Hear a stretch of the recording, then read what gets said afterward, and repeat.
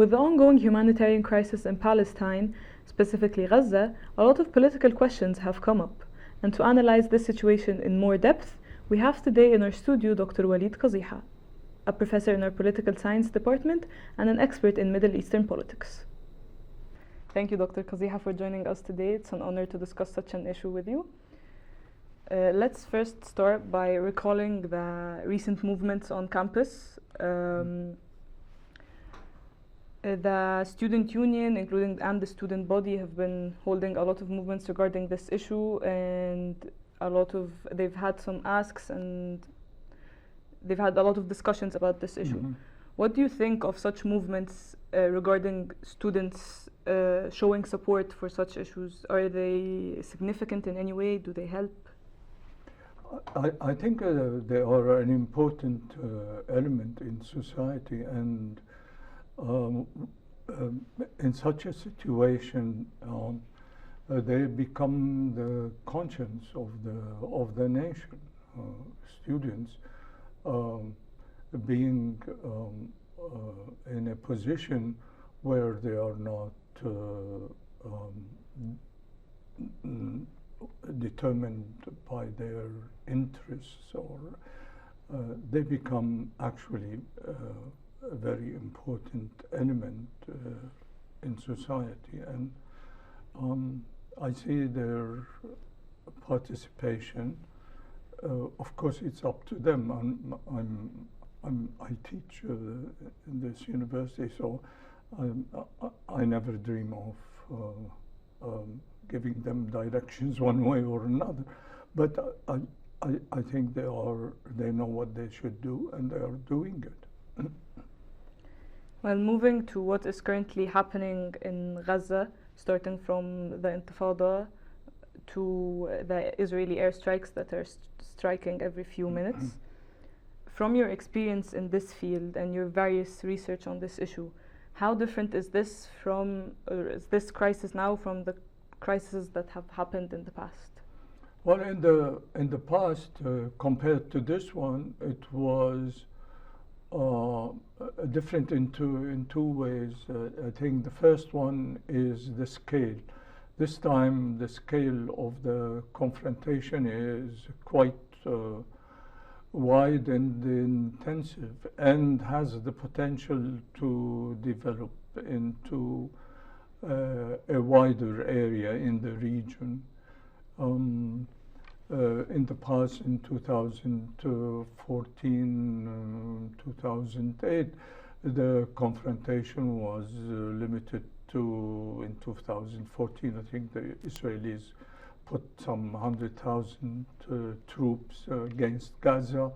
Now they have close to 300,000 poised to enter Gaza. The other factor, I think, which is different from before, is that Hamas and the Palestinians in Gaza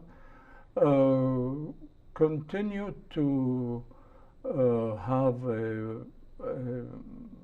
a defensive war. That is, they are actually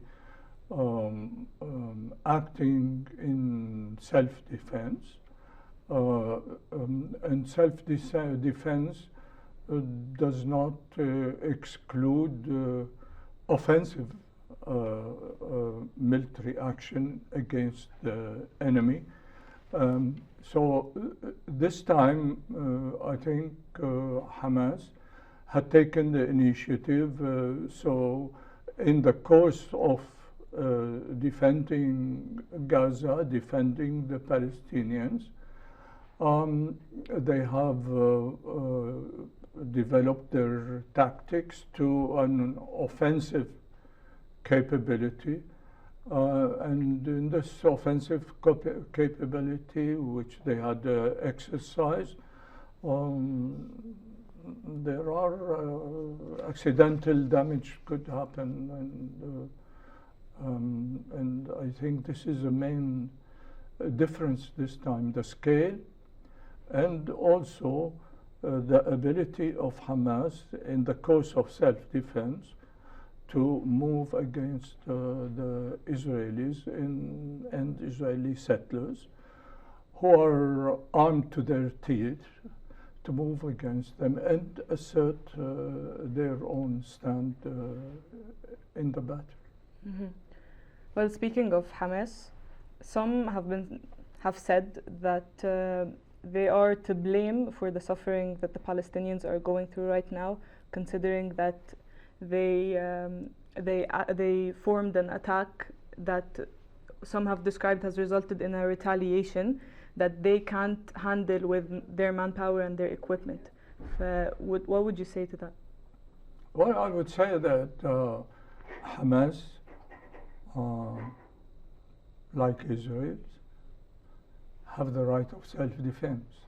Mm-hmm.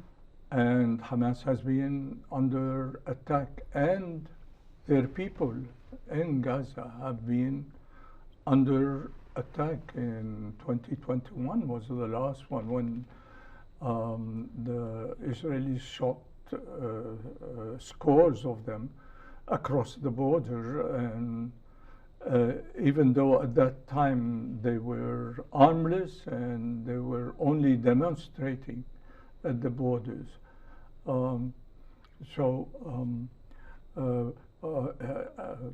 Israel's retaliation is not retaliation with the purpose of limiting the scope of the danger that they are facing, as much as it is an overkill, so that the Palestinian in Gaza as a whole, let alone Hamas, would leave Gaza and go somewhere else. Very often people talk about apartheid, but in this case, this is not apartheid. Apartheid in South Africa was when the whites were separating from the blacks, and that's what they wanted. But in the case of Israelis, they don't want separation. They want to kick them out from their land. So they go beyond the concept of apartheid. And therefore, when Hamas attacks the Israelis, the retaliation would be, if it was not coming today, it will come tomorrow. But not because of Hamas, but because the Israelis want to kick the whole Palestinian population out of their land, whether it's in the West Bank or in Gaza. It's now very clear that that's the main purpose. And do you see international Western support of Israel playing a role in the difference we see now of Israeli power from the past? Well, it's exercising what they have exercised all through this conflict between the Palestinians and the Israelis. They are in full support of the Israelis. They don't care a damn about the Palestinians or Palestinian life. And I think the double standards have become so glaring recently that anyone would realize that all this talk on the part of Western Europe and the United States about even-handedness and finding a political solution and what have you is rubbish. They are equally responsible for the tragedy that has been unfolding in Gaza and around, and they are not doing anything about it except supporting the murderer in the process, which is the Israeli army and Israeli military force. And can you explain to us the role of international players such as Iran, China, and Russia? Well, I think as far as the Russians are concerned, they are engaged in a war in Ukraine, and the most one can expect of them that they would stand in favor of the Palestinians, but not go too far into that, because they have a balancing game to play with the Ukrainians eventually. On the other hand, the Chinese, I think, have a policy of now placing themselves in a position where they would act as a mediator, since the United States have proved over and over again. The US proved it's not an even-handed mediator, nor is it interested in finding a solution to the problem. The United States had forced itself to gain monopoly over the mediating process between Palestinians and the Israelis, and kept all the time supporting one side to the exclusion of the other. And when they talk about a two-state solution, it's again, the bluff doesn't go anymore. No one believes that anymore. So the US has, in effect, eliminated itself from playing a role, except that of standing on the side of the Israelis. And therefore, I guess in the future, we will be looking for another mediator. And China seems to be playing an interesting role. It has played that role between Iran and Saudi Arabia, and it was successful.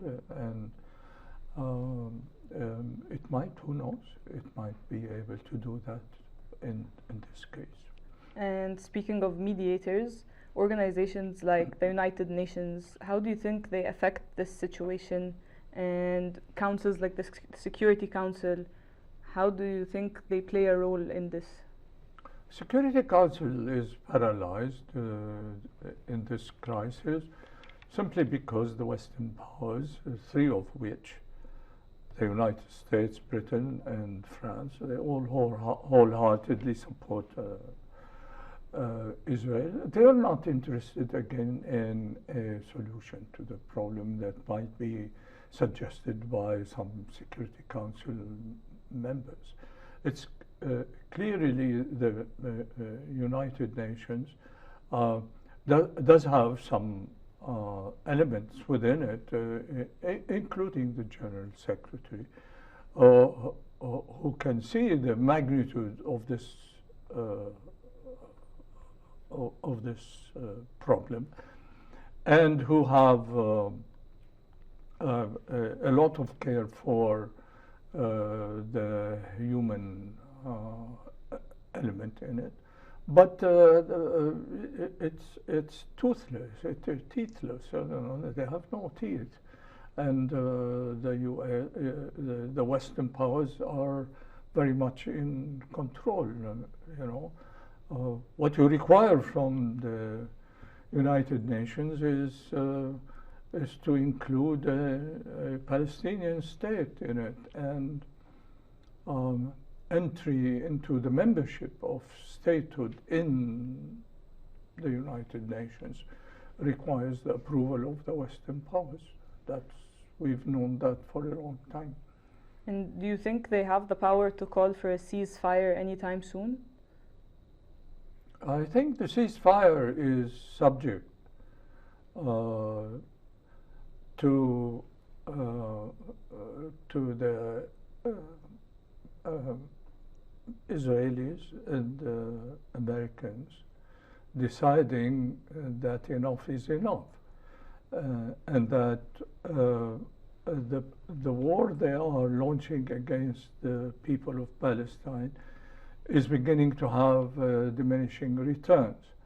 That is, on the international public opinion, as well as materially. That is, Israel has already spent out of its reserves some $30 billion out of 200 billion. But I mean, this is quite sizable. The shekel has gone down in value. The working force in Israel is of course, at a standstill, because they have mobilized 360 reservists, 1,000 reservists. So going on forever is impossible for them. So the time will come when they. But the question is, would they have by then achieved the declared objective?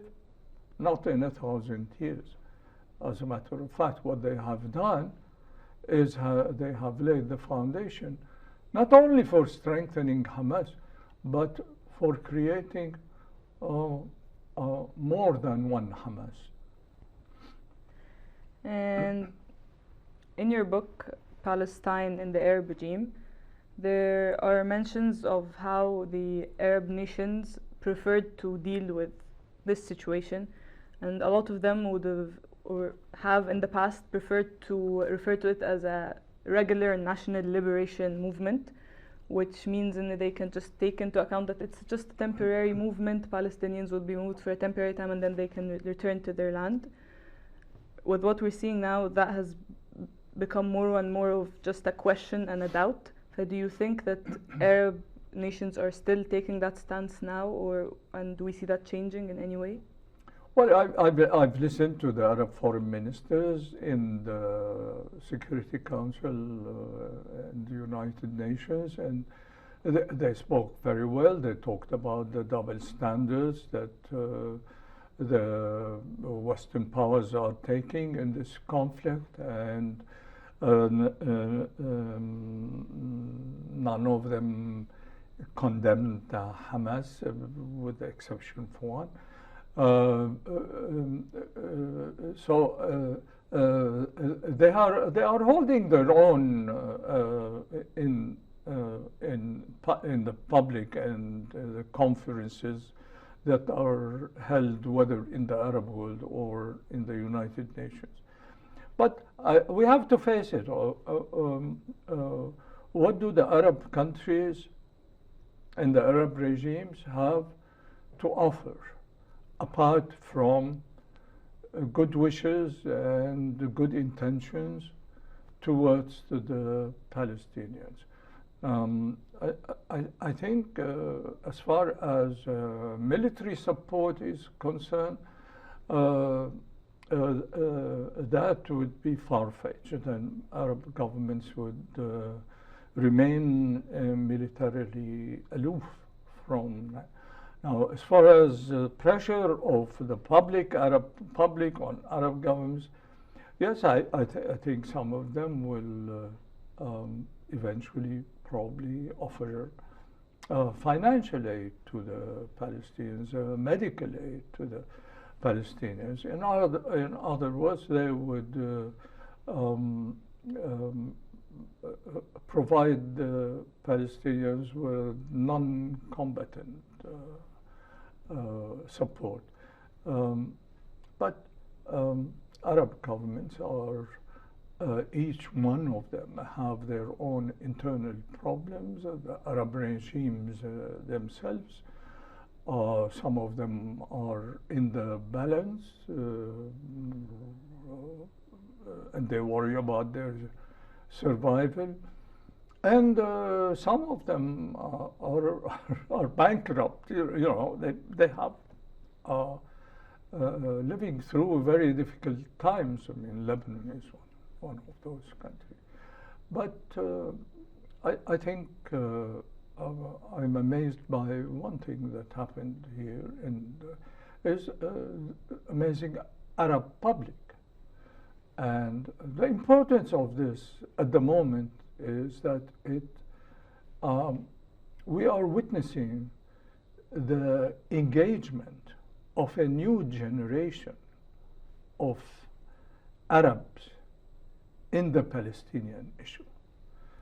There are an increasing number of young Arab men and women who are becoming conscious that Palestine is not something on the side, that it is central to them. It is central to their life, to their sentiments, to their existence, and to how the rest of the world looks at them. And so I think there is a very strong, and you mentioned, the students. Yes, there is a very strong feeling which did not exist before, or at least was dormant. And now it's very much on the surface. And it will have a long-term impact. So you stated that the public does have an effect, which we'd like to think that that effect also translates to the governments, which is why my next question has to do with the Arab summit that was held the Middle Eastern countries a few days ago. Why do you think they haven't been able to reach any action-based resolutions if there's so much support from the public and their citizens? Well, I think first of all, you'll have to look at which of these countries, Arab countries, have common borders with the Palestinians, so that they were there. And when you look at them, you find only Egypt and Jordan and Lebanon and Syria behind it. Now, in the case of Lebanon, I think the understanding is that if the Israelis get bogged down in a war inside Gaza, then the Lebanese front will be fully activated. That's a possibility. The Israeli says they can manage this, but it would be a new development, which the world around the Palestinians doesn't want, really. Neither the Iranians want this, nor the Americans want it. So,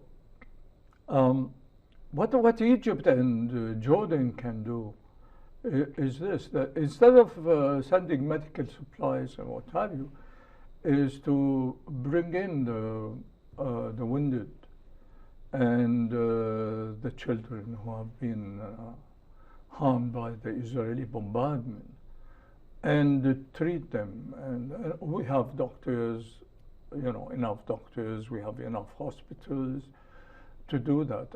And I think that would not mean a transfer of Palestinians to this is only an operation to treat the wounded and a limited number, which cannot be treated in Gaza anymore. I think this is a kind of help which would enhance actually the position of the Arab countries and Arab governments around the Palestinians. And it would, of course, benefit the Palestinians without the fear or concern that this could lead to Palestinians leaving their home. If you get a few hundred people and treat them and then return them, and that could be. But apart from that, I don't think Arab governments can intervene. Some have said that, or some may argue that letting in Palestinians to be treated in Egyptian hospitals may be the start of their displacement, And do you think this might have dangers for both sides? And do you think this could relate to them being displaced to Sinai, all of the Gazan population? No, I don't think so. I think if the process is calibrated, that is, if you bring in 100 or 200 wounded Palestinians and you treat them, and then they go back and you get another 200 or 300, that's not going to. They're not going to make Sinai their home. And besides, I think among the Palestinians there's an amazing spirit which has been shown during this whole crisis.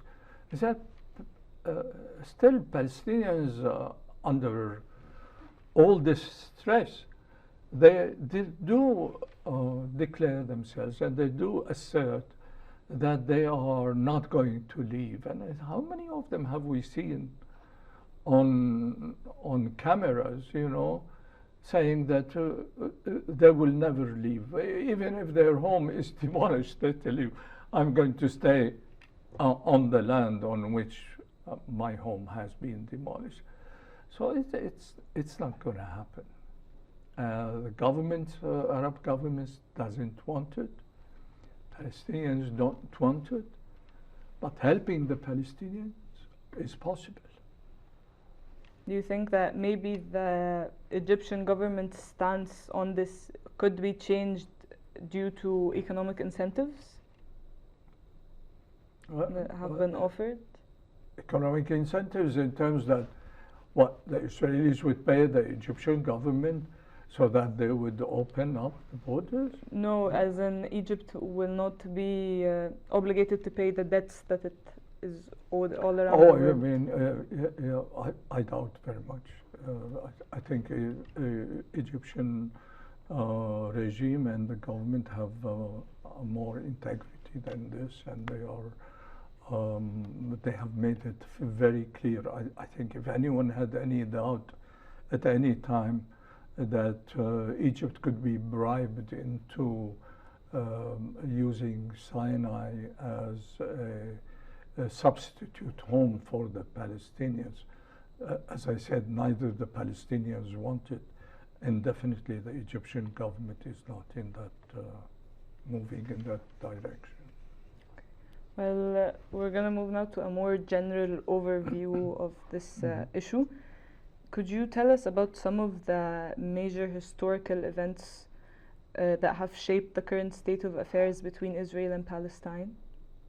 I think it's easy to look at the landmarks. The landmarks is the attack against Gaza in 2008, the attack in 2014, and more recently the 2021 attack.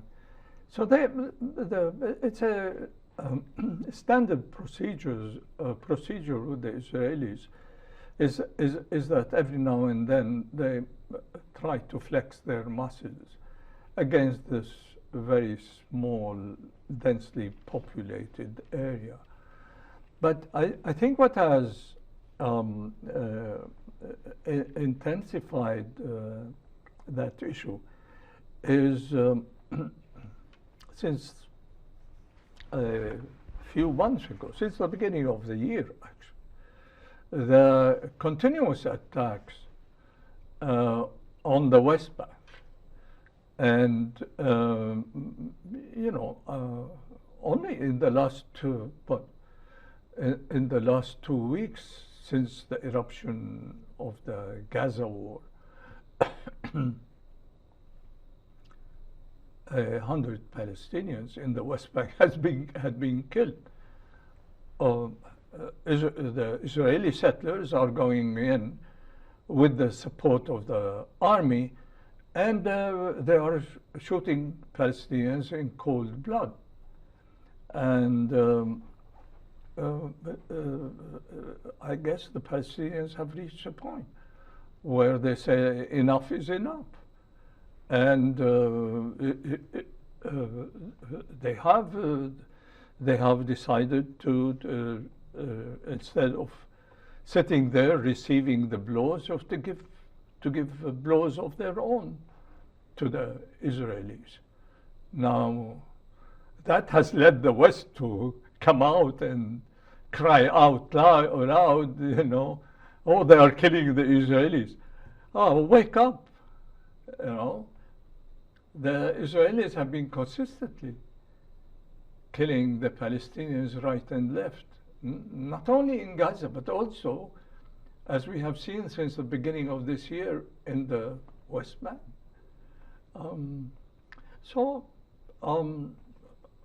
Violence against the Palestinians only consolidates their position and only solidifies their unity.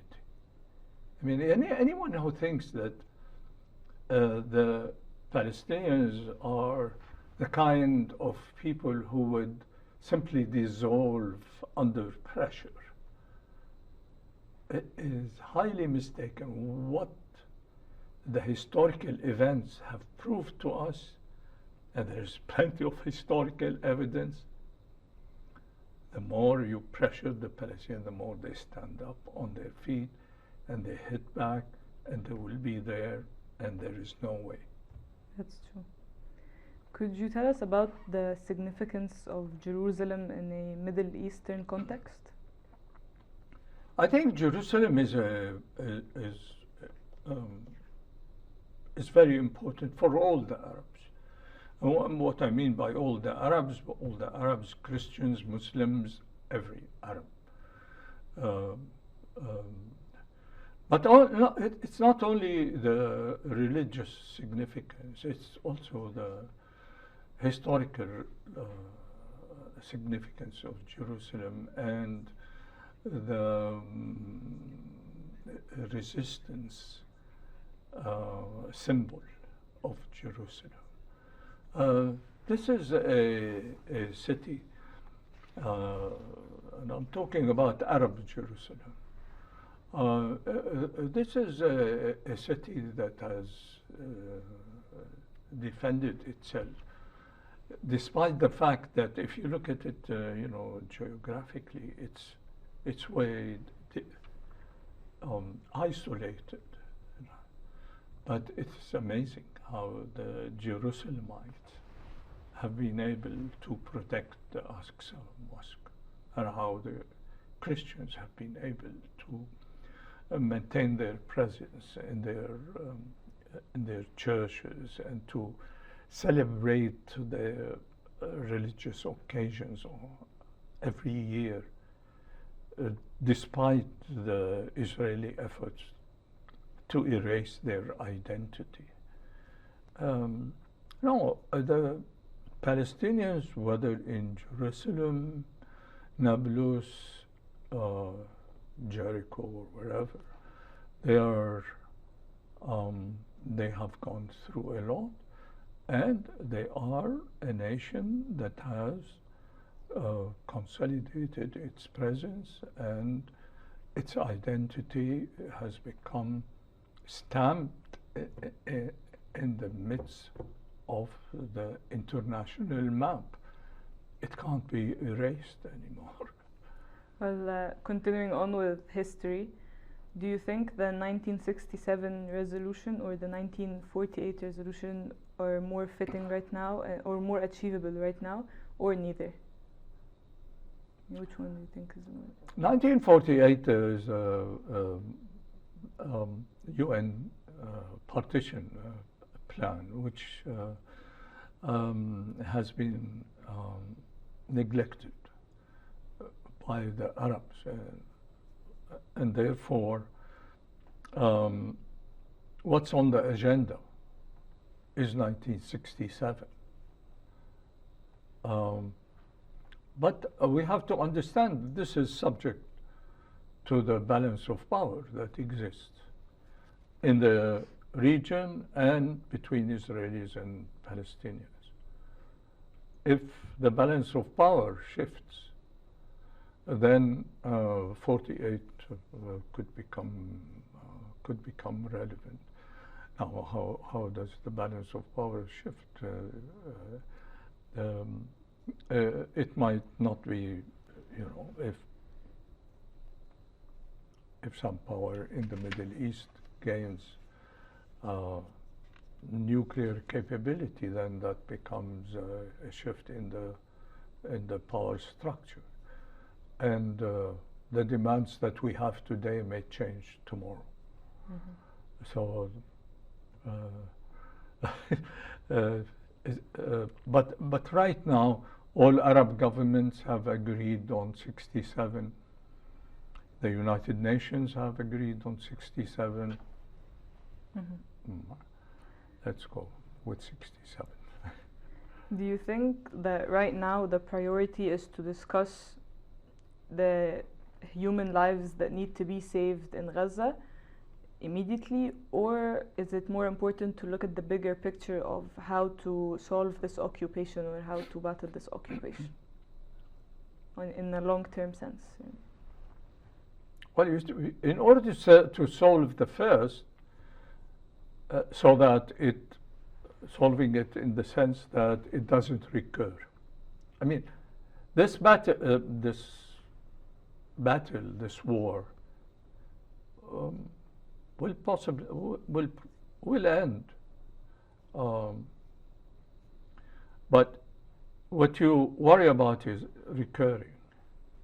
Now, if you want to prevent any recurrence, if the world and the Israelis, as well as Arabs, they don't want this to recur, then they have to go and find a solution. And a two-state solution might not be the one that we can find. A de-Zionized Israel that we have today, could become a binational state. It is not necessary to have a Jewish state in Palestine. What for? The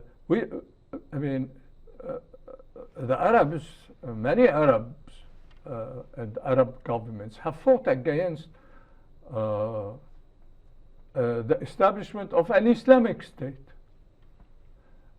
Why do we accept the establishment in our midst of a Jewish state?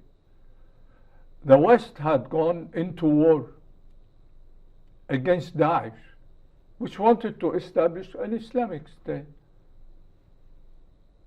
Why do they accept a Jewish state in Palestine? And this is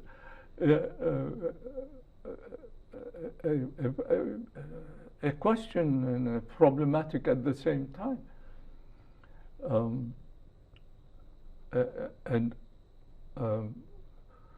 Why don't we have a Palestine or Israelo-Palestine, a binational state with Palestinians having equal rights like Israelis in it and live happily ever after? I guess that would be a much better solution than 48 to 67. Where things have changed, and things that stand on the ground now, if you look at them objectively, there are Palestinians and Israelis living in proximity to each other. And they have from the Jordan River to the sea a land. If they could find a way to make use of that joint land, then be it. Because the other solutions are not anymore probable in the present demographic situation. Academically, what research angles do you think must be developed at the moment in the field of political science? I think I'd be interested very much in studying how Hamas pulled it. This is very unusual. And I look at Hamas operation as a self-defense operation. It's a self-defense, does not include offensive action. and in the midst of being encircled by the Israelis, they go to an area which is armed to its teeth, and they play havoc in it, and they occupy it, and they take prisoners of war back with them. That is quite an achievement. And I think if one has to draw any lessons, one has to draw the lesson that Arabs better have more self-confidence than before. It's like the October War. Arabs emerge with more self-confidence.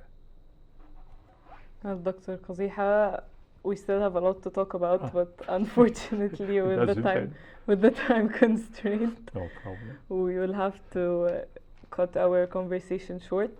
However, it was an honor to discuss such an issue with you, and I hope that by the next time we have a discussion, things are looking better. Thank you for inviting me. Thanks very much. Thank you. This was all for today. Thank you for watching AUCTV. Tune in for more coverage on the issue.